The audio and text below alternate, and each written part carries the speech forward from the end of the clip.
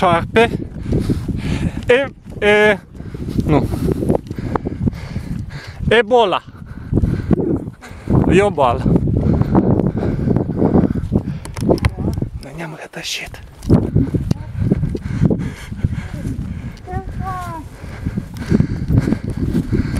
Ce? Ce cuvânt eu trebuie să zic?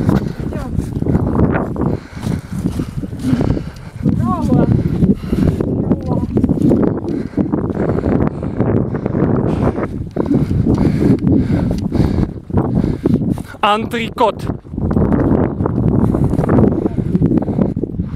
Cum? Puteai să zici tac, totuși e mai potrivit pentru tine?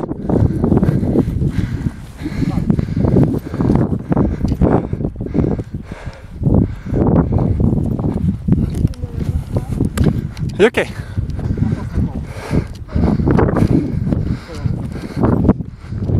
Uite acolo doi oameni încă sunt.